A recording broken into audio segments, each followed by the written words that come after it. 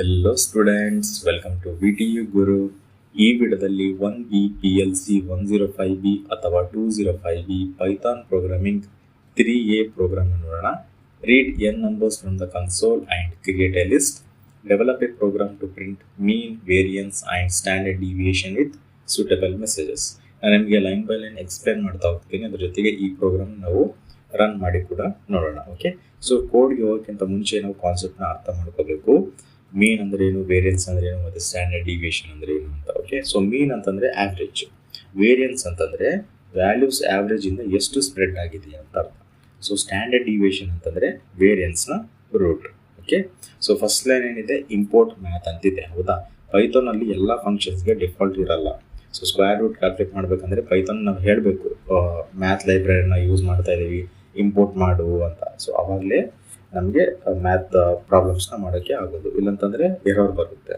So next line ಏನಿದೆ, ಇಲ್ಲಿ ನಾವು ಯೂಸರಿಂದ ಕೌಂಟ್ನ ತಗೊಳ್ತೀವಿ. ಓಕೆ, ಇಂಪಾರ್ಟೆಂಟ್ ಪಾಯಿಂಟ್ ಏನಂತಂದರೆ ಎನ್ ಅಂತಂದರೆ number of elements, not the values. So ಬಹಳ ಜನ ಕನ್ಫ್ಯೂಸ್ ಆಗ್ತಾರೆ.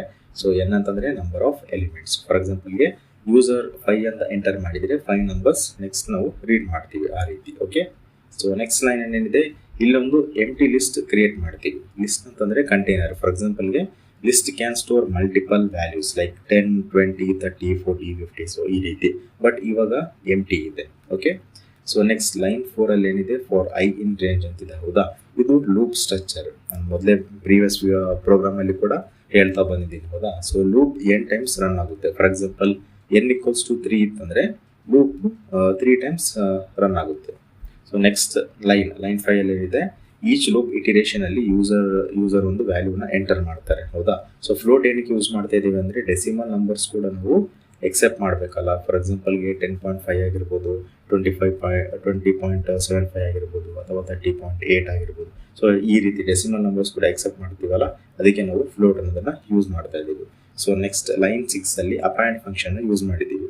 ಸೊ ಇಲ್ಲಿ ಇನ್ಪುಟ್ ವ್ಯಾಲ್ಯೂಸ್ ಲಿಸ್ಟ್ಗೆ ಆ್ಯಡ್ ಮಾಡ್ತೀವಿ. ಲೈಕ್ ಫಸ್ಟ್ ಇನ್ಪುಟ್ 10 ಅಂತ ಕೊಟ್ಟರೆ, ಸೊ ಸೆಕೆಂಡ್ ಇನ್ಪುಟ್ 20 ಅಂತ ಕೊಟ್ಟಿರ್ತೀವಿ ಅಂದ್ಕೊಳ್ಳಿ. ಸೊ 10, 20, 30 ಈ ರೀತಿ ಆ್ಯಡ್ ಆಗ್ತಾ ಹೋಗುತ್ತೆ. ಸೊ ಅದಕ್ಕೆ ನಾವು ಅಪಾಯಿಂಟ್ ಫಂಕ್ಷನ್ ಯೂಸ್ ಮಾಡ್ತಾ ಇದ್ದೀವಿ. ಸೊ ಇಲ್ಲಿವಾಗ ನಿಮ್ಗೆ ಅರ್ಥ ಆಯ್ತಲ್ಲ. ನೆಕ್ಸ್ಟ್ ಲೈನ್ ಏನಿದೆ, ಮೀನ್. ಹೌದಾ, ಸೊ ಬಹಳ ಸ್ಟೂಡೆಂಟ್ಸ್ಗೆ ಇಲ್ಲೇ ಕನ್ಫ್ಯೂಸ್ ಆಗೋದು. ಮೀನ್ ಅಂದರೆ ಆವ್ರೇಜ್. ಫಾರ್ಮುಲಾ ಏನು, ಮೀನ್ = total some divided by number of elements. ಹೌದಾ, ಸೊ ಸಮ್ ಲಿಸ್ಟ್ ಅಂತ ಏನಿದೆ, ಲಿಸ್ಟ್ ಅಲ್ಲಿ ವ್ಯಾಲ್ಯೂಸ್ ಆ್ಯಡ್ ಮಾಡುತ್ತೆ ಇಲ್ಲಿ. ಫಾರ್ ಎಕ್ಸಾಂಪಲ್ಗೆ ಲಿಸ್ಟ್ 10, 20, 30 ಇತ್ತಂದ್ರೆ ಸಮ್ = 60 ಆಗುತ್ತೆ. ಸೊ ಮೀನ್ ಎಷ್ಟಾಯಿತು, 60 ಡಿವೈಡ್ ಬೈ 3 = 20. ಸೊ ಈ ರೀತಿ ಇದು ಮೀನ್ ಆಗುತ್ತೆ. ಅರ್ಥ ಆಯ್ತಲ್ಲ ಈ line. So mean is centre value. Next ಇದು ಫುಲ್ ಪ್ರೋಗ್ರಾಮ್ ಅಲ್ಲಿ ಮೋಸ್ಟ್ ಇಂಪಾರ್ಟೆಂಟ್ ಲೈನ್. ನಾವು ಸ್ಲೋ ಆಗಿ ಬ್ರೇಕ್ ಡೌನ್ ಮಾಡ್ಕೊಂತ ಹೋಗೋಣ one by one. Okay, so each value ಇಂದ ಮೇನ್ ಸಬ್ಸ್ಟ್ರಾಕ್ಟ್ ಮಾಡ್ತೀವಿ.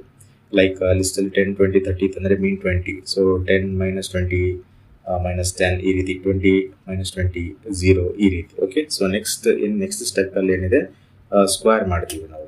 ಸೊ ನೆಗೆಟಿವ್ ವ್ಯಾಲ್ಯೂಸ್ ಪಾಸಿಟಿವ್ ಆಗುತ್ತೆ. ಲೈಕ್ -10 ಇತ್ತಂತಂದರೆ ರೂಟ್ ತೊಗೊಂಡ್ರೆ 100, 0 ಮತ್ತು ಕ್ಯಾಲ್ಕುಲೇಟ್ ಮಾಡ್ತಾ ಹೋದರೆ ಲೈಕ್ √2 ತೊಗೊಂಡ್ರೆ 0 ಆಗುತ್ತೆ, ಮತ್ತು 10√2 ತೊಗೊಂಡ್ರೆ 100 ಆಗುತ್ತೆ. ಸೊ ಈ ರೀತಿ ಮೈನಸ್ ತೊಗೊಂಡ್ರು ಕೂಡ ನೆಗೆಟಿವ್ ತೊಗೊಂಡ್ರು ಕೂಡ ಅದು ಪಾಸಿಟಿವ್ ಕನ್ವರ್ಟ್ ಆಗುತ್ತೆ. ಸೊ ನೆಕ್ಸ್ಟ್ ಸ್ಟೆಪ್ 3 ಅಲ್ಲಿ ಸಮ್ ಇದೆ. ಹೌದಾ, ಎಲ್ಲ ವ್ಯಾಲ್ಯೂಸ್ ಆ್ಯಡ್ ಮಾಡ್ತೀವಿ ಇಲ್ಲಿ. ಲೈಕ್ ಫಸ್ಟ್ -10 ತೊಗೊಂಡಿವಲ್ಲ, -10 √2 ಎಷ್ಟಾಯಿತು, 100 ಆಯಿತು. ಹೌದಾ, ಪ್ಲಸ್ ಮತ್ತು 0 √2 = 0 ಬಂತು. ಹೌದಾ, ಪ್ಲಸ್ 0 ಮತ್ತು 10 √2 = 100 ಪ್ಲಸ್ 100 ಎಷ್ಟಾಯಿತು, 200 ಆಯಿತು. ಡಿವೈಡೆಡ್ ಬೈ n ಮಾಡಿರಿ, 200 divided by 3 = 66.67. This is variance. ಅರ್ಥ, variance = data spread measure. Next line ಹೋಗೋಣ. Standard deviation, square root of variance ಇದು. ಸೊ ಬಹಳ ಸಿಂಪಲ್ ಇದೆ. ಸೊ ವೇರಿಯನ್ಸ್ = 4 ಇತ್ತಂದರೆ ಸ್ಟ್ಯಾಂಡರ್ಡ್ ಡಿವಿಯೇಷನ್ 2 ಇರುತ್ತೆ ಅಷ್ಟೇ. ಬಹಳ ಸಿಂಪಲ್ ಇದು. ಸೊ ಏನಕ್ಕೆ ನಾವು ಸ್ಕ್ವೇರ್ ರೂಟ್ ಯೂಸ್ ಮಾಡ್ತಾ ಇದ್ದಾರೆ, ಬಿಕಾಸ್ ವೇರಿಯನ್ಸ್ ಸ್ಕ್ವೇರ್ ಯೂನಿಟ್ಸ್ ಅಲ್ಲೇ ಇರುತ್ತೆ. ಸೊ ಸ್ಟ್ಯಾಂಡರ್ಡ್ ಡಿವಿಯೇಷನ್ ನಾರ್ಮಲ್ ಯೂನಿಟ್ಸ್ಗೆ ಕನ್ವರ್ಟ್ ಮಾಡುತ್ತೆ ಅಷ್ಟೇ. ಸೊ ಫೈನಲ್ ಲೈನ್ಸ್ ಏನಿದಾವೆ, ಈ 3 ಲೈನ್ ಪ್ರಿಂಟ್ ಅಂತ. ಸೊ ಇವು ಪ್ರಿಂಟ್ ಆಗುತ್ತೆ ವ್ಯಾಲ್ಯೂಸ್ ಅಷ್ಟೇ. ಈ ಮೇನ್ ವೇರಿಯನ್ಸ್ ಮತ್ತು ಸ್ಟ್ಯಾಂಡರ್ಡ್ ಡಿವಿಯೇಷನ್ ಪ್ರಿಂಟ್ ಮಾಡಿ ತೋರಿಸುತ್ತೆ ಅಷ್ಟೇ. ಅದು ಬಿಟ್ಟರೆ ಬೇರೆ ಏನೂ ಇಲ್ಲ.